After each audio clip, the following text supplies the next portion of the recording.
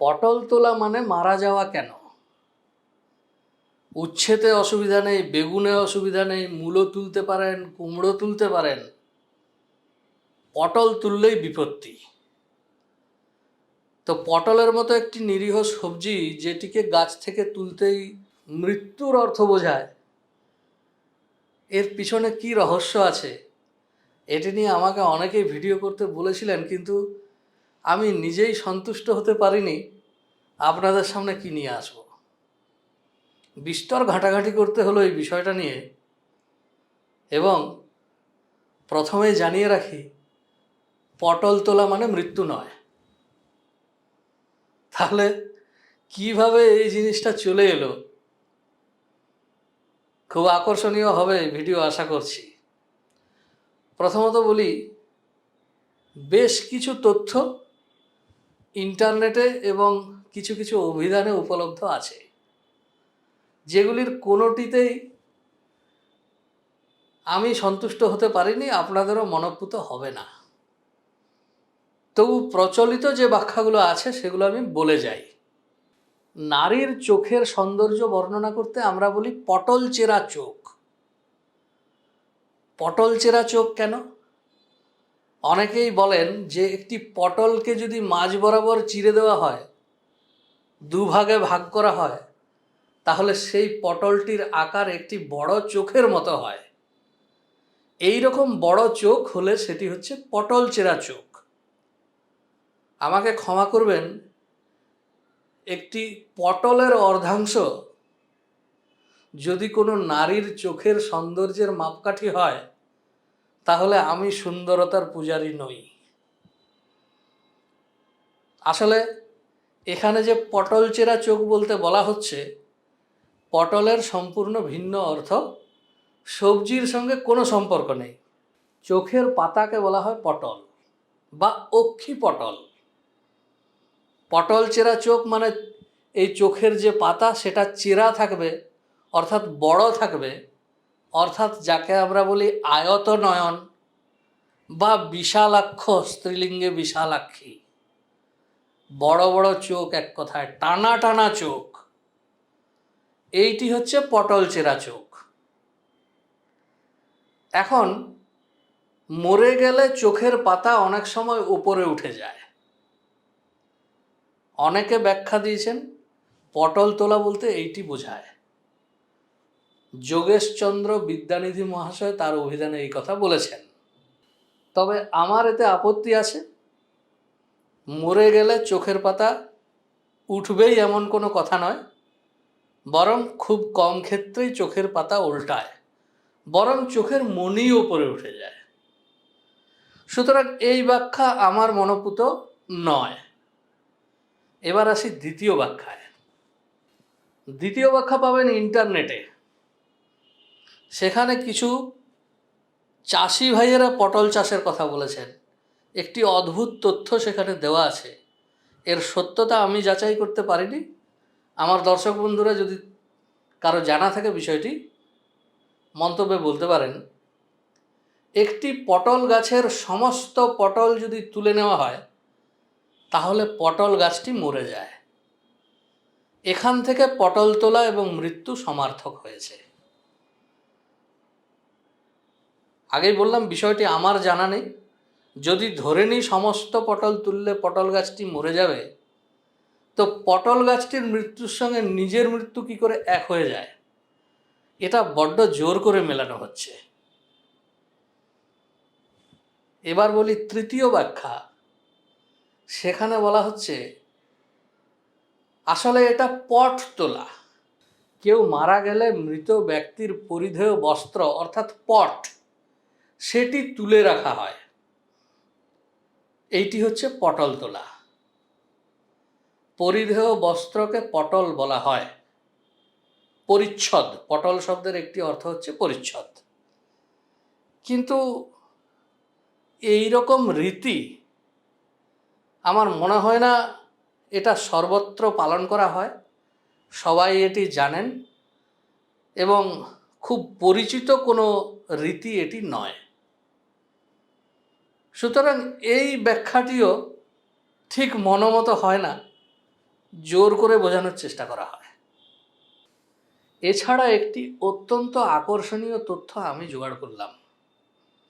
এই তথ্যটি হচ্ছে 1835 খ্রিস্টাব্দে কলিকাতা মেডিকেল কলেজের প্রতিষ্ঠা হয়। এশিয়ার মধ্যে প্রথম এরকম বিদেশি চিকিৎসালয়ের প্রতিষ্ঠা। এখন সেই যুগে মানুষরা, হিন্দু মুসলমান উভয় পক্ষ ছিলেন প্রচণ্ড গোঁড়া। ওই বিদেশি চিকিৎসার কেউ ধার মারাতেন না। ওই কেরেস্তানি ডাক্তারদের কেরেস্তানি ওষুধ খেলে জাত ধর্ম সব যাবে, এই ভয়ে কেউ হাসপাতাল মুখো হতেন না। ওই সব ওষুধও কেউ খেতেন না। সবার জ্বর জ্বালা অসুখ বিসুখ যা হতো, ওই গ্রামের ডাক্তার বুদ্ধি কবিরাজ জড়িবুটি যা খাওয়াতেন তাতে সুস্থ হলে ভালো, আর না হলে মারা যেত রোগীরা। কিন্তু যাদের হাতে একটু পয়সা আছে, যাদের কিছু জ্ঞানগম্যি আছে, তারা শেষ বেলায় যখন আর কোনো ওষুধে কাজ করছে না, তখন ধর্মের চাইতে প্রাণ আগে, একবার অন্তত যাই চিকিৎসা করে ফিরে আসি, পরে প্রায়শ্চিত্ত করে নেওয়া যাবে, এই মনোভাব নিয়ে রোগের বাড়াবাড়ি পর্যায়ে কলকাতা মেডিকেল কলেজে চিকিৎসা নিতে অনেকেই যেতেন, কিন্তু তারা আর ফিরতেন না। এই কলকাতা মেডিকেল কলেজ যে জায়গাতে প্রতিষ্ঠিত হয়েছিল সেই জায়গার নাম পটলডাঙ্গা। পটলডাঙ্গা স্ট্রিট আজও রয়েছে, যেখানে টেনিদার বাড়ি। তো কলকাতা মেডিকেল কলেজে যাওয়া তার অর্থ হয়ে গেল পটলডাঙ্গা যাওয়া। আর পটলডাঙ্গা যে যাচ্ছে সে পটল তুলতে যাচ্ছে। এখান থেকে পটল তোলা এবং মৃত্যু সমার্থক হয়েছে। নিঃসন্দেহে অত্যন্ত আকর্ষণীয় ব্যাখ্যা, কিন্তু এটি নিয়েও যখন আমি একটু যাচাই মাড়াই করতে গেলাম, তখন এতেও বেশ কিছু ফাঁক ফোকর আমি পেলাম। দেখুন, এই 1835 সালে তখন বটতলা সাহিত্য ভালোভাবে প্রতিষ্ঠিত হয়নি, সুতরাং সেই সময়ের উদাহরণ তুলে আনা মুশকিল। কিন্তু সমসাময়িক আমি বেশ কিছু উদাহরণ সংগ্রহ করলাম, যেখানে পটল তোলা এই বাগধারার ব্যবহার রয়েছে। জেমস লংয়ের প্রবাদমালাতেও পটল তোলা শব্দটি রয়েছে। তখনকার দিনে আজকের মতো সব কিছু চটজলদি ভাইরাল হয়ে যেত না। কাজে একটি মুখে মুখে তৈরি হওয়া শব্দ, বাগধারা, সেটি সর্বত্র প্রচারিত হবে, এমনকি সাহিত্যে সেটি ঢুকে যাবে, সেটার জন্য একটা সময় লাগবে, একটা দীর্ঘ সময়ের ব্যাপার। কিন্তু আমি সমসাময়িক তথ্য, সমসাময়িক সংগ্রহ আমি করতে পেরেছি। যে উদাহরণগুলি আপনাদের সামনে নিয়ে আসবো, সেখানে পটল তোলার অর্থ মৃত্যু বোঝাচ্ছে না। প্রথম উদাহরণ দিচ্ছি আমি রসরাজ অমৃতলাল বসু একটি নাটকের সংলাপে বলা হচ্ছে, এদিকে গৌরীর গৌর পটল তুলেছে। এখানে পটল তোলা অর্থে মারা যাওয়া বোঝাচ্ছে না, পটল তোলা অর্থে পালিয়ে গেছে বোঝানো হচ্ছে। দ্বিতীয় একটি উদাহরণ দিচ্ছি লীলাবতী নাটক থেকে, দীনবন্ধু মিত্র। বলা হচ্ছে, পুলিশ আসবা মাত্র আমি পটল তুললেম। খুব সহজেই অর্থ বোঝা যাচ্ছে, পুলিশ আসবা মাত্র আমি পালিয়ে গেলাম। দুটোর অর্থ এক। দীনবন্ধু মিত্রের আরেকটি উদাহরণ নবীন তপস্বিনী নাটক থেকে। সকলে জোটাজোট করে এখন পটল তোলেন, অর্থাৎ সকলে মিলে জোটবদ্ধ হয়ে এখন সবাই যান, চলে যান। সুতরাং এই তিনটি উদাহরণে দেখা যাচ্ছে পটল তোলা শব্দের অর্থ চলে যাওয়া বা যাওয়া, মৃত্যু নয়। চতুর্থ একটি উদাহরণ একটি বাগধারার সঙ্গে আপনারা সকলে পরিচিত, পাত্তাড়ি গোটানো। পাত্তাড়ি গোটানোর অর্থ কি?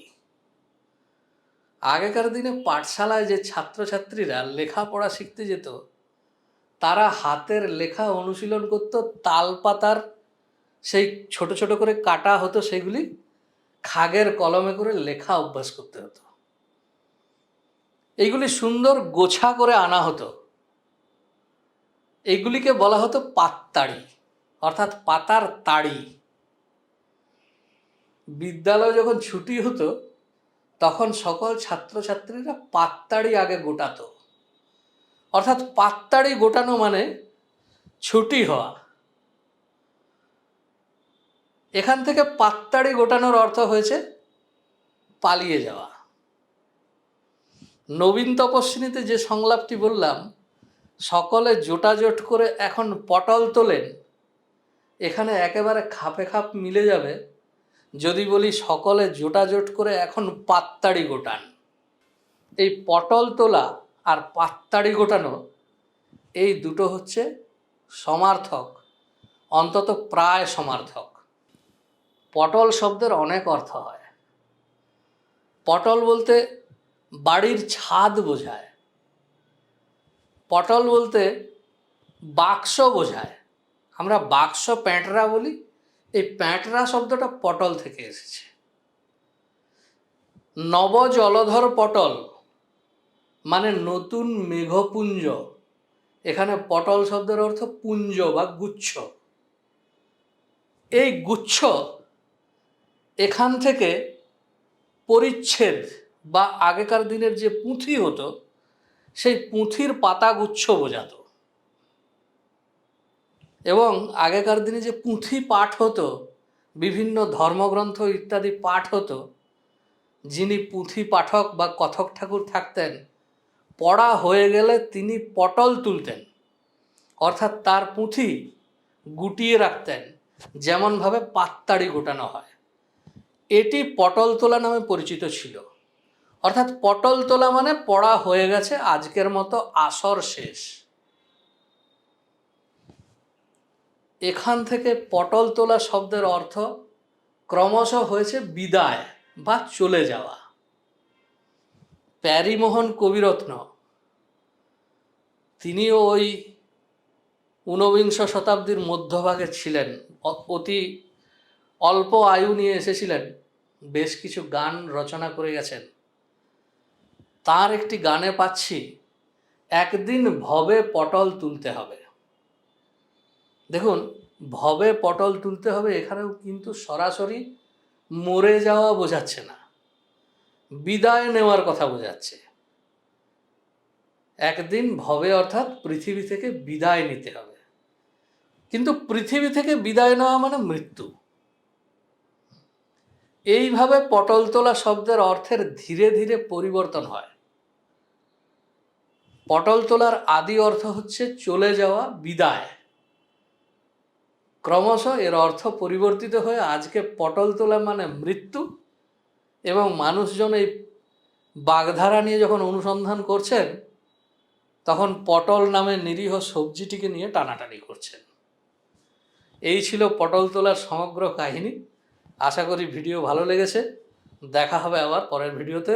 ততদিন সুস্থ থাকবেন, ভালো থাকবেন। নমস্কার।